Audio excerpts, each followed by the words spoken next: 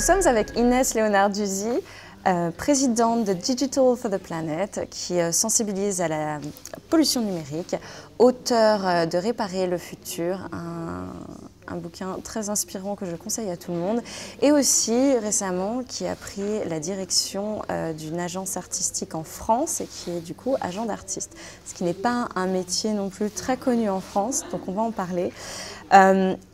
Inès, bonjour. Bonjour Leslie. Ce que je trouve intéressant en fait avec ton parcours, c'est de voir comment tu passes d'un métier à l'autre, d'une casquette à l'autre, d'un sujet à l'autre, et en même temps j'ai l'impression qu'il y a toujours un fil conducteur où le sens a beaucoup de poids, beaucoup d'importance, l'impact, la direction et aussi pourquoi tu fais les choses. Est-ce que tu peux nous parler un petit peu de ça et qu'est-ce qui te porte à travers tes projets et ce qui te pousse à accepter ou à te lancer de toi-même à travers ces différents projets, les différents métiers au final? Il y a deux choses qui me poussent en avant dans la vie. Moi je crois qu'on ne vit jamais que pour les autres. J'aime beaucoup tourner tout ce que je fais en une aventure collective finalement. Et puis il y a aussi l'idée de se dépasser les choses constamment, de regarder plus haut et plus loin. J'aime pas du tout la prise au sérieux en général et du coup d'avoir plein de casquettes, d'avoir plein de métiers, de quitter un bureau avec une équipe, de dire je vais à mon autre job comme si j'étais encore une étudiante qui multiplie les petits boulots pour payer ses études, ce qui était mon cas. J'ai gardé un peu ce côté peut-être enfantin et finalement qui marche bien, qui me permet d'avoir de la légèreté, de l'humilité aussi, parce qu'on apprend tous les jours, et à la fois de l'exigence, de la rigueur de travail. Je crois beaucoup en l'interdisciplinarité dans la vie en général. Je crois, et on le voit aussi avec l'environnement, on a pensé qu'on devait rester dans des économies linéaires pendant longtemps. Aujourd'hui, on est dans des économies circulaires, donc de cycles.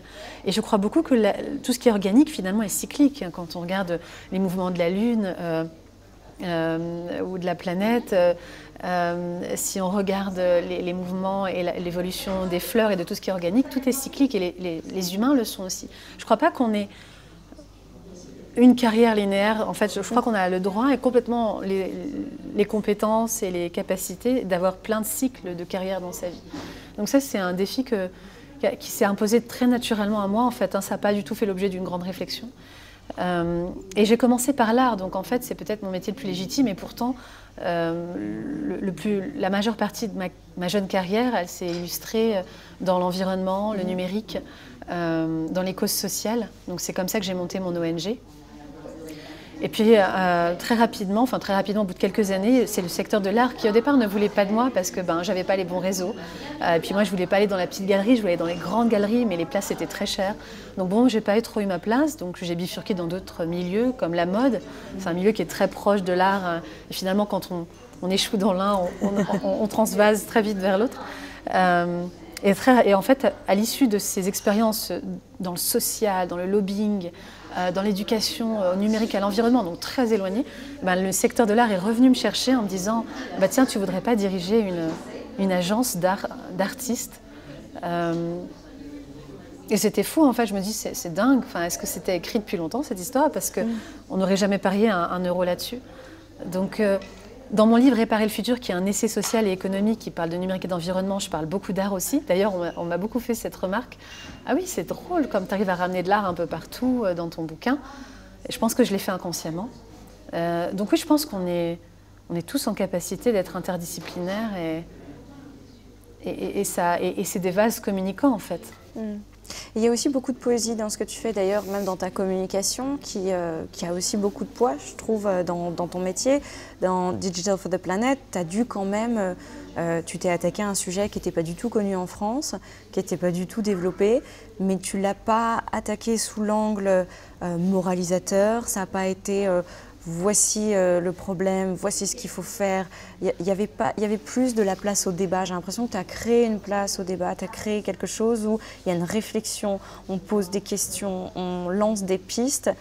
Et dans ta communication, de par peut-être aussi ton goût à l'écriture et le background dans l'art, il y a beaucoup de poésie. Et je trouve que ça se retrouve dans beaucoup de choses que tu fais actuellement. Et du coup, quelle est la place de la poésie et de l'art au-delà du marché de l'art, au-delà de ça, pour faire passer des messages autant pour toi que les personnes que tu représentes? Merci déjà parce que c'est un beau compliment. Mais d'abord, je suis passionnée de poésie, donc c'est drôle que ça sorte là.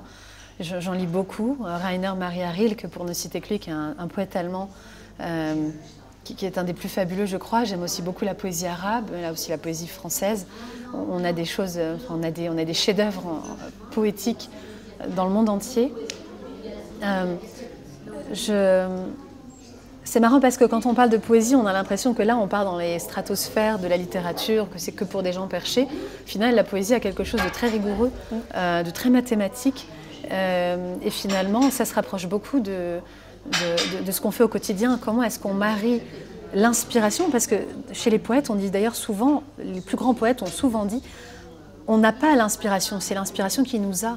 Et à un moment donné, elle nous attrape et on est esclave de ce moment-là parce qu'il faut tout de suite mettre sur le papier ce que ça nous amène. Parce que sinon on le perd. Donc on est saisi par ce qu'on va écrire. C'est pas l'inverse, on ne saisit pas ce qu'on va écrire. Il y a beaucoup de ça, donc ça m'a beaucoup appris la poésie, l'importance du bon moment. J'ai aussi fait beaucoup de sport, de l'athlétisme, où on nous apprend qu'on rate la course avec un mauvais départ. Donc ça m'a apporté de la rigueur, de la force de frappe commerciale dans mon métier au quotidien, parce qu'il il en faut. Il en faut quand je vends mes idées, que ce soit pour avoir des subventions, des grands mécènes pour nos actions sociales avec Digital for the Planet. Quand il s'agit d'exposer nos artistes dans une ville ou bien de faire une très grande collaboration avec une belle marque ou une belle entreprise, ça demande aussi d'être convaincant, mais pas que en fait, parce que c'est pas que des chiffres, tout ça. En fait, on parle que d'émotions, on parle de progrès, on parle de beau. Donc en fait, il faut savoir raconter des histoires sans trop s'écouter parler, parce que on tombe vite dans ce piège-là. Et de toucher les gens. Il faut toucher les gens, et puis raconter des histoires, la meilleure façon de le faire, c'est encore d'écouter les autres et de leur laisser une place. Et tu parlais tout à l'heure de laisser une place au débat. Moi, je crois que je disais tout à l'heure, on ne vit jamais que pour les autres. Je crois que c'est la plus belle forme de respect qu'on peut donner aujourd'hui aux gens, dans un monde où la dictature éclairée, c'est peut-être ce qu'il y a de plus facile, c'est très tentant. Autant que le chaos finalement, donc on dit c'est l'un ou l'autre. Moi je ne crois pas, je crois que la vérité est au milieu, c'est peut-être la plus difficile, parce qu'aujourd'hui on adore soit des gens qui parlent de chaos, ou soit des gens qui vous disent moi je sais quoi faire, il faut faire ça, ceux qui ne savent pas faire sont nuls. Moi je crois qu'il faut créer des courants d'air dans les schémas de pensée. Alors c'est plus frustrant parce que ça prend plus de temps que la dictature éclairée ou que le chaos, mais je crois aussi que c'est le temps qu'il faut pour faire bien les choses. Et du coup, je trouve que ça résonne complètement avec les sujets, surtout qu'on a au sommet. Ça revient surtout avec le leadership, toutes ces idées de comment on crée du lien dans les équipes, comment on crée une relation entre les personnes qui managent les équipes, qui lead une entreprise ou qui ont des idées, qui veulent les pousser et les rendre vivantes en fait. Et est-ce que ce ne serait pas un des soft skills les plus importants à développer, ramener un peu d'art et de vie dans tout ce qu'on fait? Moi je le crois, j'en suis convaincue. Je crois qu'aujourd'hui, si on a des personnalités complètement violentes qui s'illustrent pour être des politiciens, voire même des présidents de la République, sans citer personne, je pense que c'est parce que c'est la culture du vide qui mène à ça. C'est justement le fait qu'on a dans notre culture de moins en moins de sacré. Quand je parle de sacré, je ne parle pas de religion, je parle de deux choses au moins, c'est d'éthique et d'esthétique.